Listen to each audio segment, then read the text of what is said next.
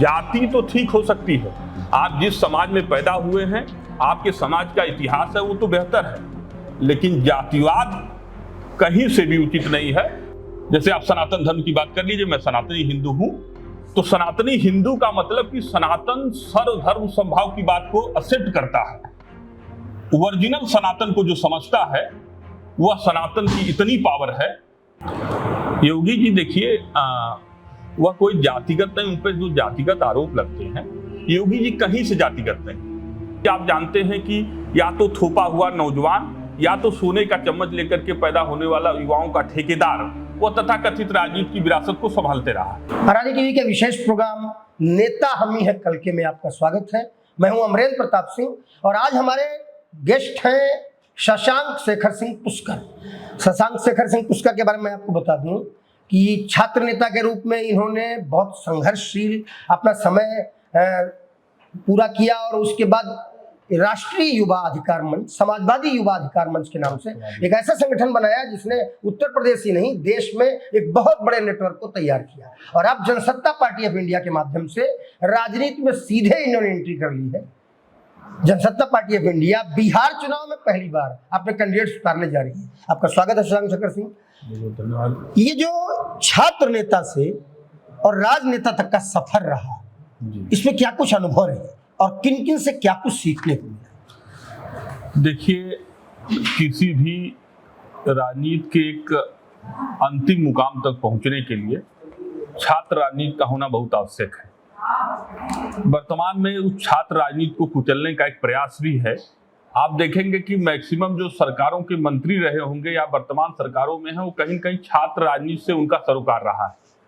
बड़ा दुर्भाग्यपूर्ण विषय रहा कि पढ़ाई के दौरान ही मैंने उसकी अनुभूति की कि छात्रों के लिए संघर्ष करना चाहिए, नौजवानों के लिए संघर्ष करना, जो देश का भविष्य होता है, जो प्रथम पाठशाला है राजनीति की, वो तो छात्र राजनीति है।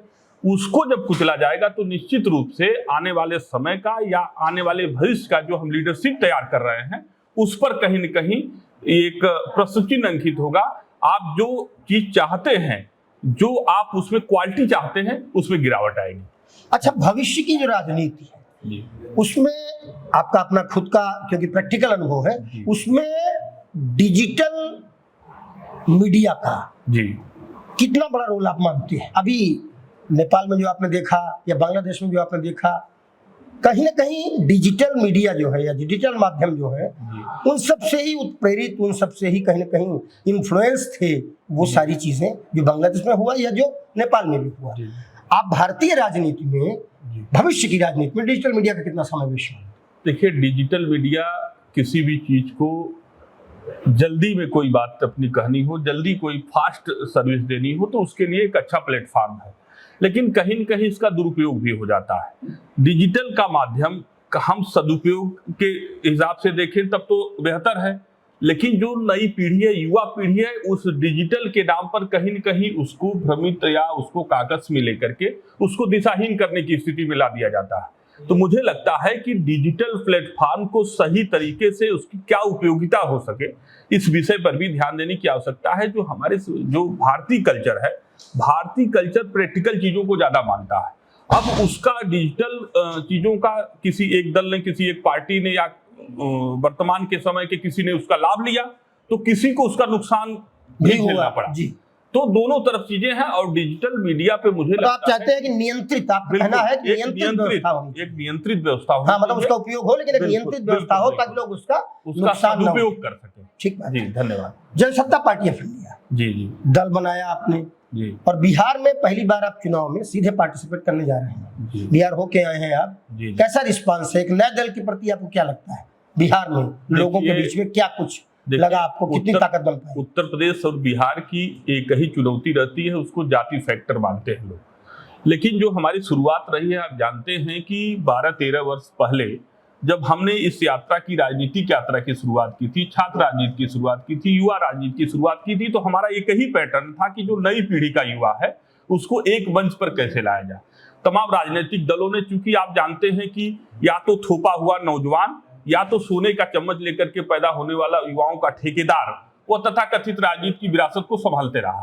तो मेरा मानना ऐसा है कि जो योग्य प्रतिभावान है, जो प्रतिभाशाली युवा है, जिनकी योग्यता का कहीं न कहीं हनन हो रहा है, उन नौजवानों को एक प्लेटफॉर्म दिया जाए और आने वाली समय की एक जो बेहतर भविष्य की नींव कहा जाता है, उस राजनीति को हम धार देने के लिए बिहार विधानसभा चुनाव में हम शुचिता के नाम पर, नैतिकता के नाम पर, राष्ट्रवाद की विचारधारा पर एक आदर्श समाज का निर्माण कैसे हो, इन तमाम विषयों को लेकर के बिहार विधानसभा चुनाव में कुछ सीटों पर मजबूती से चुनाव लड़ेंगे। ठीक बात है।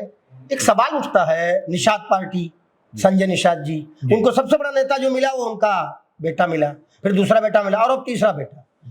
सुभाषपा ओम प्रकाश राजभर, उनकी पार्टी में भी सबसे बड़े योग्य व्यक्ति को जो ढूंढ पाया पूरे प्रदेश से, वो उनके बड़े बेटे, फिर छोटे बेटे जो कि उनके राष्ट्रीय प्रवक्ता। अब उसके बाद बात करें बिहार में, एक सनाफ मल्लाह कहे जाते हैं, उन्होंने अपनी एक, मुकेश सैनी अपनी एक पार्टी बना रखी। यहाँ अपना दल, यहाँ रालोद को भी अगर हम ले लें तो उसको लोग जाटों की पार्टी कहते हैं। कुल मिलाकर जाति जाति की पार्टियां, भांति भांति की पार्टियां, इसके बीच में जनसत्ता पार्टी ऑफ इंडिया दिशा क्या होगी? जनसत्ता पार्टी ऑफ इंडिया इसीलिए बेहतर होगी कि न परिवार की पार्टी होगी, न कोई थोपे हुए युवा की पार्टी होगी, न जातिवाद की पार्टी होगी, और उस जाति के लोगों को जागरूक करना है। जिन जातियों के, जिन पार्टियों का नाम आप ले रहे हैं, उस समाज को जागरूक करने का भी काम हमने किया है, अभी करेंगे। जो भी अधूरी बातें रह गई उनके बाद बीच जाएगी बात कि यदि उनके पीछे एक रहनुमा, जैसे होता क्या है कि आप देखे होंगे कि सारी व्यवस्था पूंजीपतियों के इर्द गिर्द घूमने लगती है। उस समाज का व्यक्ति, यह व्यक्ति, उस समाज को यह सोचने की आवश्यकता है कि जो व्यक्ति हमारे बीच से निकल के आया वो हमारे ऊपर एक आधिपत्य जमाना चाहता है। इस बात का एहसास जिस दिन हो जाएगा, उस दिन उस समाज का व्यक्ति जान जाएगा कि कहीं न कहीं हमारी प्रतिभा को दबाया जाएगा, हमारी योग्यता को दबाई जाएगी, इस जातिवाद समाज के नाम पर, कभी पार्टीवाद के नाम पर, कभी विरासत के नाम पर। इस तरीके की राजनीति को समाप्त करने के लिए ही जनसत्ता पार्टी ऑफ इंडिया की आवश्यकता पड़ी है। आप देखेंगे कि इसका असर व्यापक रूप में, यानी जातिवाद को आप सही नहीं मानते? नहीं, बिल्कुल। जातिवाद, देखिए, जाति तो ठीक हो सकती है, आप जिस समाज में पैदा हुए हैं, आपके समाज का इतिहास है, वो तो बेहतर है, लेकिन जातिवाद कहीं से भी उचित नहीं है, न उसमें कहीं संविधान में। राजनीतिक जातिवाद को उचित नहीं मानता? बिल्कुल नहीं मानता हूं। राजनीतिक जातिवाद का कहीं, या संविधान में कोई जातिवाद शब्द की कोई इस तरीके की व्यवस्था नहीं है। सबको समानता की बात है, सबको संपन्नता की बात है, सबको आर्थिक समानता मिलनी चाहिए, इसकी बात है, और उसके हम पक्षधर हैं और समाज इसी का पक्षधर होगा। समाज इसी विषय को चाहता है कि उसके रोजी रोजगार हो, उसके पास व्यवस्था हो, साधन संसाधन हो, आर्थिक असमानता दूर हो, शोषण न हो उसका, उसके साथ न्याय हो, यही समाज चाहता है। और वो जातियों में, धर्मों में बंट करके, सिर्फ इन राजनीतिक दलों के चंगुल में फंस करके वो अपना बेहतर भविष्य बर्बाद नहीं करना चाहेगा। इन्हीं बातों को लेकर के जनसत्ता पार्टी ऑफ इंडिया मैदान में है। ये शशांक शेखर सिंह पुष्कर का राष्ट्रवाद? जी, यही राष्ट्रवाद है, यही ओरिजिनल राष्ट्रवाद है। इसी राष्ट्रवाद से एक बेहतर आदर्श समाज की स्थापना की जा सकती है। बाकी कोई ऐसी विचारधारा नहीं है जिस विचारधारा से समाज का कल्याण हो। अच्छा, कुछ छोटे छोटे हैशटैग जी, जिन पर हमारे दर्शक आपसे जानना चाहते हैं और आपकी राय फटाक से आ जाएगी तो अच्छा लगेगा। जी। धर्म अलग अलग विषयों में अलग अलग है। जैसे हम माता पिता के परिप्रेक्ष्य में देखें तो माता पिता की सेवा करना, उनका ध्यान देना मेरा धर्म है। बहन के परिप्रेक्ष्य में देखें तो वो हमारा धर्म है। तो जो हमारा कर्तव्य है वही धर्म है। पहले ये एक लाइन में जी, हम अपने कर्तव्यों को ही धर्म मानते हैं, और जिस भी धर्म में हम हैं, हम चाहेंगे कि वह धर्म सर्व स्वीकार्यता की धर्म हो। जैसे आप सनातन धर्म की बात कर लीजिए, मैं सनातनी हिंदू हूं, तो सनातनी हिंदू का मतलब कि सनातन सर्वधर्म संभाव की बात को एक्सेप्ट करता है। ओरिजिनल सनातन को जो समझता है, वह सनातन की इतनी पावर है कि वह सभी धर्म को, लोगों को अपने तरफ आकर्षित करने की क्षमता है, उसके अंदर उस पावर है। किसी ने हमसे कहा जी कि धर्म ही दीर्घकालिक राजनीति है और राजनीति अल्पकालिक धर्म है। आप इस पर कितना? नहीं, ये देखिए, एक दूसरे के पूरक है। मैंने कहा कि हमारे धर्म की परिभाषा आप सिर्फ राजनीतिक दृष्टिकोण से देखेंगे तब तो गलत है जी, लेकिन सारे संपूर्ण परिप्रेक्ष्य में आप देखेंगे तो धर्म का मतलब ही हो गया कि जिस भी कार्य क्षेत्र में हम हैं उसको एक अपना धर्म समझ के जब करेंगे तो वह हर रूप से, समाज के भी रूप से और परिवार के भी रूप से, या जिस भी फील्ड की आप बात कर लीजिए, वह बेहतर धर्म साबित होगा। किसी राजनेता और यही सनातन धर्म हाँ, किसी राजनेता ने कहा राम भारत की परिभाषा है और राम से लड़के भारत की राजनीति नहीं की जा सकती। बिल्कुल नहीं की जा सकती। राम, श्री राम आदर्श पुरुष के रूप में रहे हैं और समाज को आदर्श की दिशा में, हम आदर्श समाजवाद की बात कर रहे हैं, तो राम को एक आदर्श के रूप में इसीलिए प्रस्तुत किया गया समाज के सामने कि समाज जब भी भ्रमित होगा, जब भी दिशाहीन होगा, तो उनसे कुछ सीख लेगा। इसलिए आप देखेंगे कि महर्षि वाल्मीकि ने रामायण में सारी चीजें व्यवस्था की। इसके बाद तमाम विजुअल टीवी के माध्यम से राम के चरित्र को जो वास्तव में समझ लेगा, उसको समाजवाद भी समझ में आ जाएगा, उसको राष्ट्र भी समझ में आ जाएगा, उसको धर्म भी समझ में आ जाएगा। ये मेरा मानना है। चलिए, दो राजनेताओं का नाम हम लेंगे और उनको आपको अपना विचार देना है। जी। पहला नाम हम लेंगे उत्तर प्रदेश के वर्तमान मुख्यमंत्री योगी आदित्यनाथ। जी, योगी जी देखिए, वह कोई जातिगत नहीं, उन पर जो जातिगत आरोप लगते हैं, योगी जी कहीं से जातिगत नहीं। वह एक पीठ के पीठाधीश्वर थे, आप जानते हैं, और उस पीठ का बड़ा सम्मान है। पूर्वांचल में विशेष करके लोग मानते हैं, एक आस्था है। दूसरी बात यह है कि उन्होंने कभी जाति की कोई राजनीति थोड़ी करी। उन्होंने कोई वर्तमान की स्थिति ये है कि आज जातियों के आधार पर जो आरोप प्रत्यारोप लग सकते हैं, वो राजनीतिक दल के लोग कर सकते हैं।